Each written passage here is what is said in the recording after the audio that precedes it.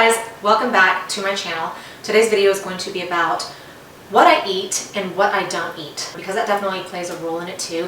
This is kind of a follow-up video to my last video, which was about how and when I eat. It's called Intermittent Fasting. And I'm going to go ahead and put a link to that video in my description box just in case you want to check it out, because all this kind of ties in together. So like I said, that video is more about how and when I eat. This video is going to be about what I eat and what I don't eat. And I'm going to try to show you, give you some ideas. I'm probably going to pop up a lot of pictures throughout this video because I thought about like preparing all this stuff, but then I thought this video would be way too long if I decided to do something like that. So anyways, okay, so I've been eating this way since I was probably about 18 years old.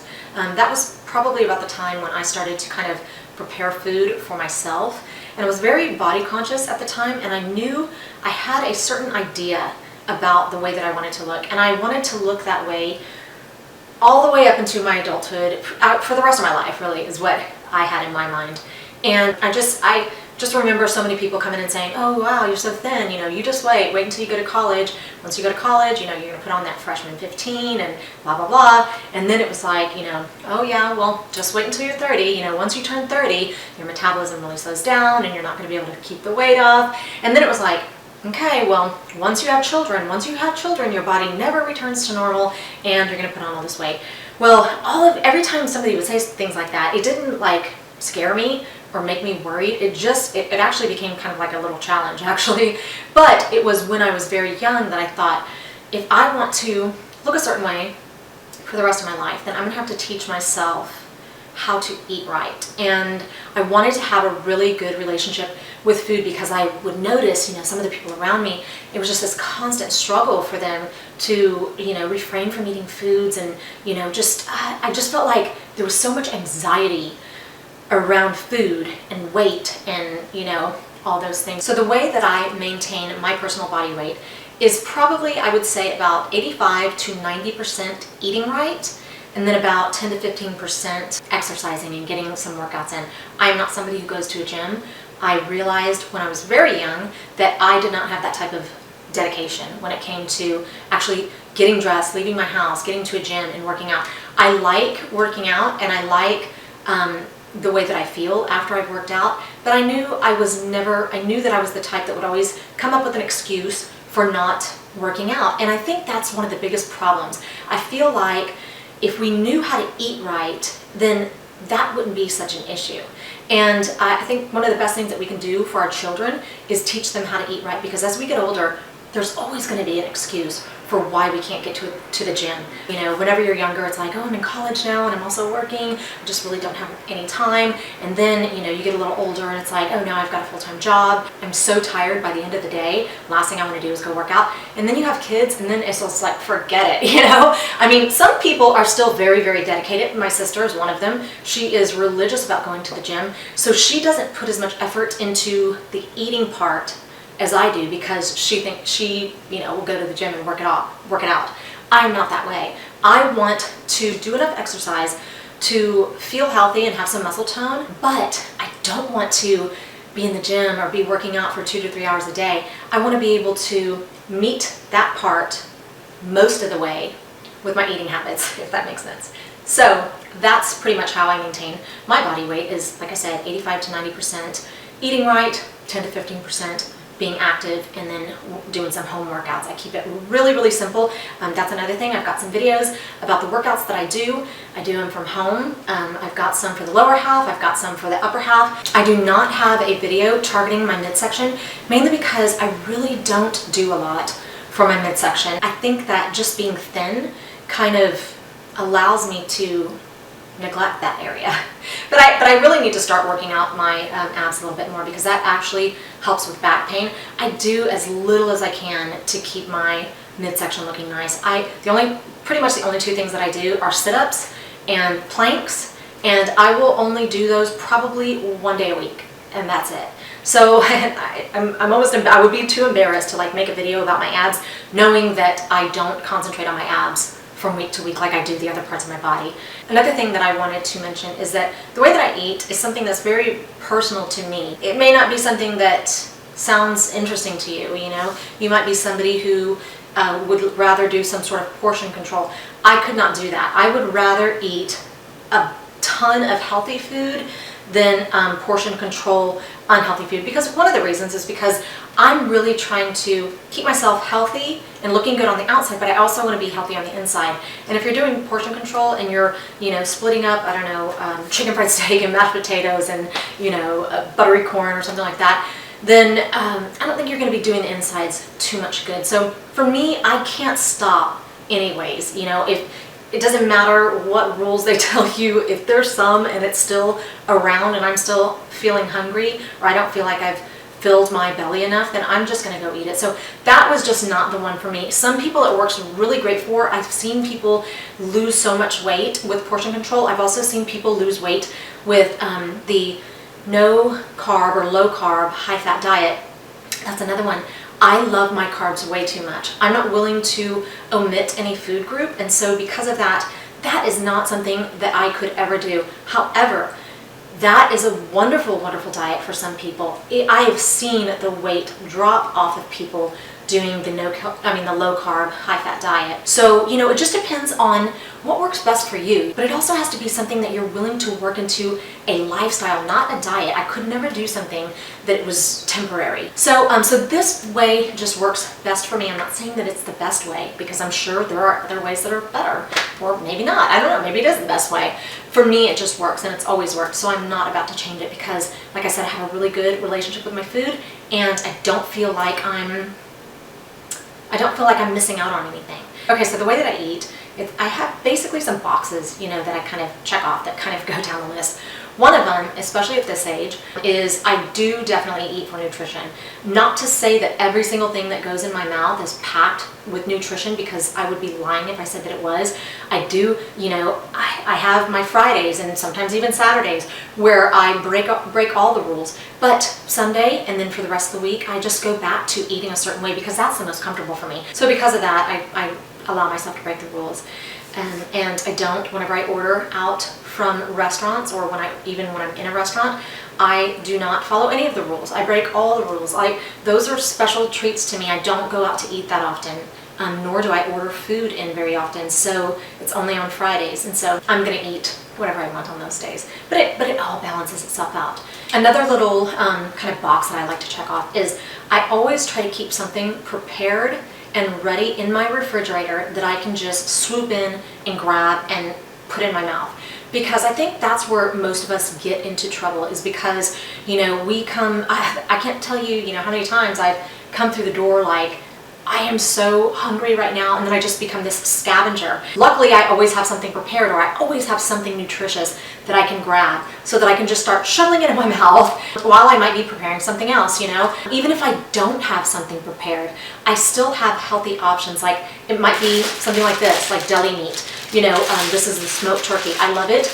I'm going to be able to put that in my mouth while I'm preparing something else, and I'm not going to feel guilty about it. It's a better option than running to the pantry and then grabbing your bag of chips, So that's another thing that I do. I always have stuff prepared in my refrigerator that I can reach for, that are nutritious and that are filling too, But they also keep me occupied, and I think sometimes we're bored, or we might be thirsty, or maybe we really are hungry, but anyways, keep some healthy options in your refrigerator. Okay, another thing that I do is that I keep my trigger foods, or the foods that I have a weakness to. I just don't keep them in my house. It's a little bit harder now that I have kids, because I don't restrict my kids as much as I do myself. I still try to feed them a lot of nutritious foods, but I still allow them to have ice cream and buttery popcorn and, those things that I grew up on and that I may still have, on my cheat days. So it's not that I don't keep any of them in there, but for me, I don't really have a sweet tooth. I have more of like I guess I have a cheese tooth, because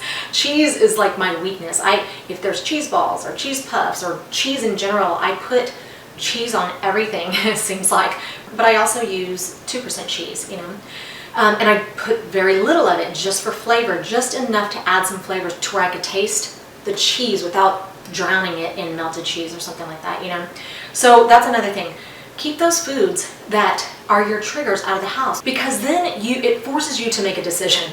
And if you don't have it in your refrigerator, you don't have it in your pantry, you have to make a conscious effort to actually get dressed, get in your car, get out the door, and go pick whatever it is that you're craving at the moment. So most people, including myself, are too lazy to do that. You know, I'm not going to go running around town trying to get a bag of Cheetos because I'm craving it at the moment.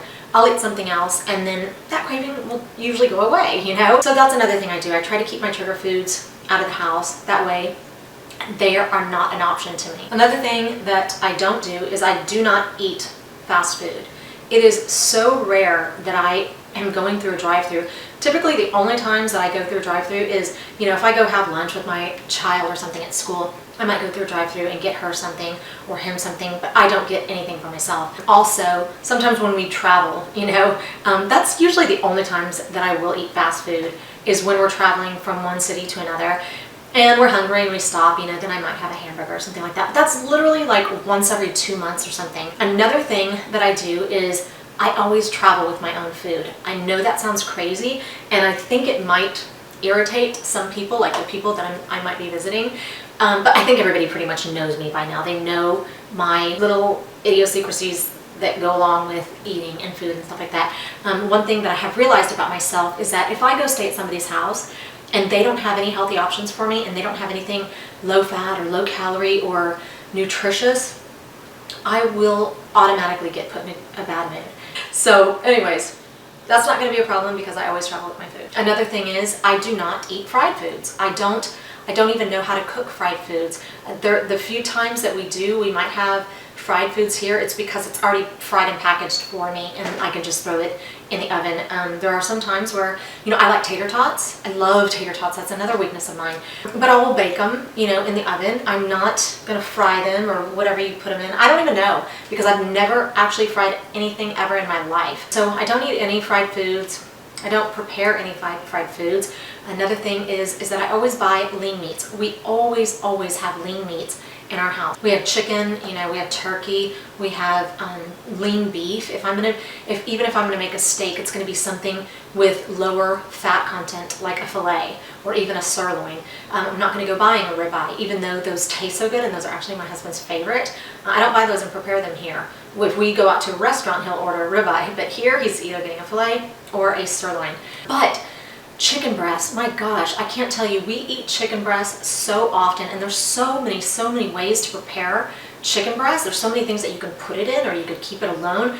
What's wonderful about chicken breast is that once you've cooked it, you know, I always throw a couple more in whenever I'm preparing chicken breast and then I'll slice them up and stick them in a baggie because that is something that I can just, when I'm feeling hungry, I can just go satisfy my hunger and eat some healthy baked chicken breast, you know. And I do not bake any of my chicken with butter or oils at all. Seasoning, you would be surprised at how much your meat naturally produces moisture. It doesn't get dried out. You know, I've never put oil or butter. I remember somebody was making baked chicken. And I was thinking, yay, we're gonna have something really healthy, it's gonna be baked chicken. And then I realized that melted butter was just poured over each chicken breast just to really soak in and give it some flavor and stuff. And I thought, my goodness, you know, something that could have been really healthy and nutritious is no longer healthy because you've just added a stick of butter to each, you know, chicken breast. So I do not cook with any butters or any oils, even when I saute vegetables. Most vegetables produce their own waters. I might spray the pan a little bit and then wipe it with a paper towel just so it won't stick to the bottom, but typically it doesn't anyways. So a lot of times I like to kind of saute mushrooms and onions or any vegetables, zucchini, squash, you name it. Love putting it in a pan and just really sauteing them. And oils and butters are not necessary. Seasoning, since I know I'm going to be seasoning them anyways, I'm going to lose the whole butter flavor. I don't, you know what, maybe I just have a really easy to please palate because, and so does my family, because I'm the cook, I'm the chef in this family, you know? So they're not missing out on anything because they don't ever get it, you know? So they don't even really know what it's like to taste a really buttery piece of chicken. But even when they do, like my daughter will be like, this tastes funny, you know, because she's just not used to eating that way. And I think it's really important to just guide our children on how to develop a healthy palate. That way they're not going to be trapped in like eating habits and eating styles and really craving certain foods that are super rich or super buttery, because those kind of habits are very hard to break as you as you get older. And it is a learning process, and it's hard at first, you know, because you're changing things that you're so used to, and you might feel like you're sacrificing, you know, taste. But once you learn how to season things really, really good, you know, that's another thing. You know, with spaghetti doesn't have to be so bad for us, you know. A lot of times, you know, I've seen people make spaghetti, and I see at the top there's just all this like grease just settling at the top, and I'm thinking, what? Why? Like, my spaghetti never has grease settling at the top, and that's because I get the super lean beef. Not only do I do that, but I will sometimes put water in the pan while I'm scrambling up the beef, and then I will drain it all, because at the end of the day, it's not the grease that's going to be so good to me. It's the seasoning, it's the pasta sauce, it's the texture of the meat and the noodles mixed. It's those things that are what I'm craving. It's not the taste of the grease. You know, can you even taste grease? So why not drain that grease off, you know, so that a big bowl of spaghetti isn't as unhealthy as one that's dripping with grease and stuff like this. Another thing, whenever I make spaghetti, I mean, this sounds a little funny, me and my older sister, we love this. We'll put zucchini, squash, onions, mushrooms, you name it. We put a ton of vegetables in our spaghetti. Sometimes we'll leave out the meat altogether, but it's all the textures and the noodle and the pasta sauce, the noodles and the pasta sauce and the seasoning. That's what makes it so good, you know. So you can always come up with alternatives for foods that you crave. Okay, so let me tell you about some of the things that I like to keep prepared in my refrigerator, so that, you know, when I come in and I'm hungry and I'm, you know, scavenging through the kitchen, that I can have something that I can pull out to feed myself that's pretty nutritious. One of those things is my Garbanzo Bean Dip. I showed you that in one of my vlogs. It's so good. It's so simple to prepare. It's, you know, garbanzo beans, which have a lot of protein. It's just diced tomatoes, cilantro, some diced onions, and then you just season it. I will put the recipe to that in my description box. That is so, so good. And I usually eat it with baked chips. I just found these other chips. I'm going to put a picture of them here because we just finished them last night. They are these wonderful, wonderful kind of restaurant style, thick corn tortilla chips. And they are so delicious. They only have like, I think it's 3 or 4 grams of fat per serving, but they taste just like restaurant style chips. They don't taste like your baked chips. They don't taste like your typical like Tostito baked chips. I think those are the ones that I typically eat, but they're just so much better. They could use a little bit more salt. I don't put any salt in them because usually the things that I'm eating them with have salt on their own, so they're so good. And so you should definitely pick some up if you get a chance. Another thing that I may keep prepared in my refrigerator is chicken salad. I usually take some canned chicken like this. I add some onions and celery and, you know, pickles, and then I will prepare it and put it in the refrigerator. I don't typically add the mayonnaise or the Hellmann's light. I always use light condiments also. I don't usually add that until I bring it out and make myself some, because I don't want it to get watery and stuff like that. But I do like to keep some prepared in the refrigerator so that I can just get in there, grab some. I can either eat it, you know, on some chips, or by itself, or over a salad, or make a sandwich with it. That is something that's so quick and easy, and it's pretty healthy for you. Another good thing to have in your refrigerator is boiled eggs. Boiled eggs are they're so easy to prepare.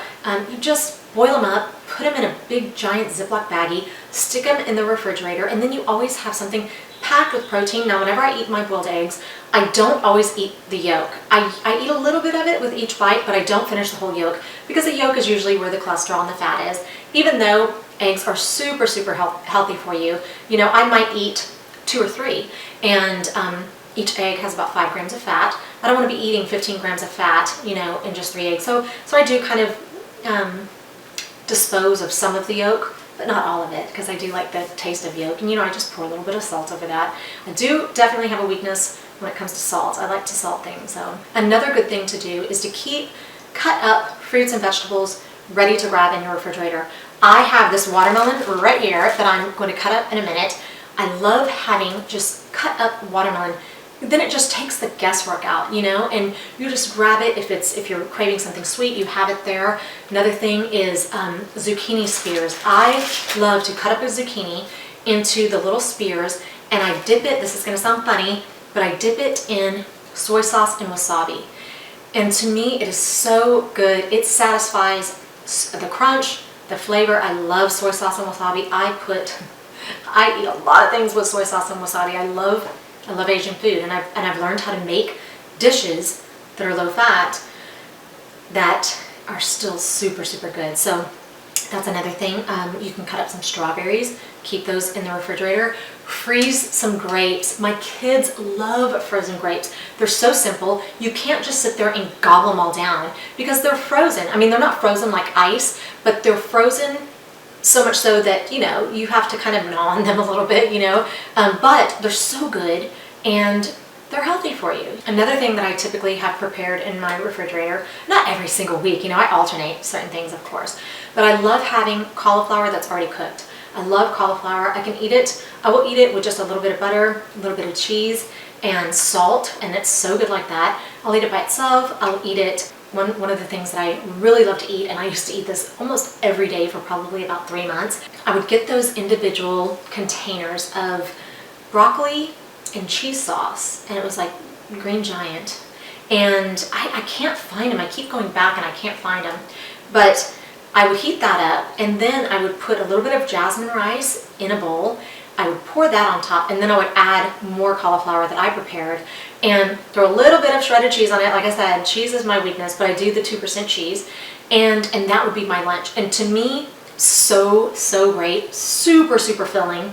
And then I was satisfied, and I didn't feel guilty about it at all. I'm not afraid of rice. I'm not afraid of potatoes. I think a lot of times the reason you get into trouble when you're eating baked potatoes, because that's another thing that I like to eat, I like to snack on. I'll make a baked potato and I'll put some salsa, and I don't use sour cream. Instead, I use this non-fat Greek yogurt. This is an absolute 100% dupe for sour cream. I could not believe it. My sister had told me about it, and I thought, no way. I thought it was gonna have some yogurty, taste, but I got him. And I won't even buy sour cream anymore because this tastes better than, and it's non-fat, but it tastes better than the light sour cream to me. It actually tastes like fattening sour cream to me. I was just blown away. So now this is all I eat. Like I love sour cream. I eat it all the time. Eat it on so many things I can't even tell you. So like I said, I might have a baked potato with some salsa and then some of this. And to me, that's really good. Where you get into trouble with baked potatoes is when you add the butter, and then you add the cheese, and then you add the bacon, and then you add, the real sour cream, the really fattening sour cream. Then you take something that could have been otherwise healthy, and you make it really unhealthy. So, you have to keep those things in mind. Another thing that I might keep prepared in my refrigerator is 15 bean soup. We just finished ours. I will make a giant pot in a crock pot instead of putting bacon or something in there because, you're not going to be doing yourself any favors. If you take something, like I said, that's so nutritious, like 15 bean soup, and then you add a pound of bacon in it to flavor it, you're just going to be defeating the purpose. So I put low-fat turkey sausage. I cut it up, I put it in there, I put in a ton of seasonings, and a lot of the stuff that they call for too, as far as seasoning is concerned. And it's just great, and it's something that you can eat off of, every day for a week, at lunchtime, if you want to. And beans are just so healthy for you. They're packed with protein. They're just a perfect, I feel like they're one of the most perfect foods that there is, actually. Another thing that you can do is make chili. I make that too.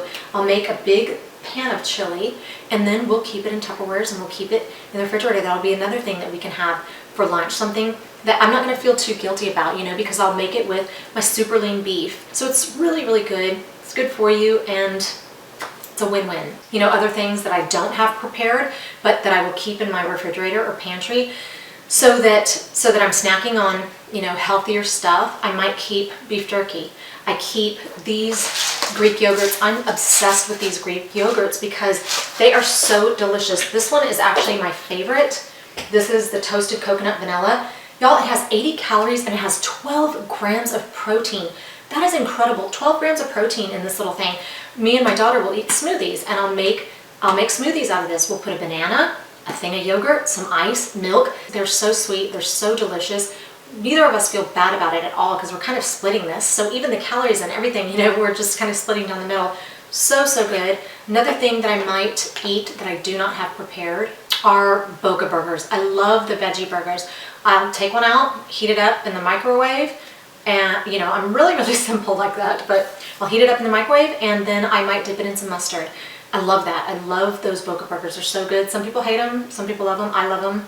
So I do definitely eat that. I like to make lettuce wraps. Love the lettuce wraps. I could eat those every single day. All you do is make a boat out of the lettuce. I made a video and I was making them in the video. I'll put up a picture here. Just put a little turkey in there, put some cheese, you know, low-fat cheese, and then, you know, whatever your favorite condiment is, but make sure you use a light version of that condiment, you know.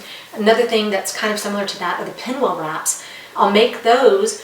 They're cheese and turkey, and you put some lettuce and tomatoes and even onions, and you wrap it in a tortilla. Now, the tortilla isn't completely healthy for you, but in the big scheme of things, it's a lot better for you than running through a drive-thru, you know. Another thing is steamed edamame beans.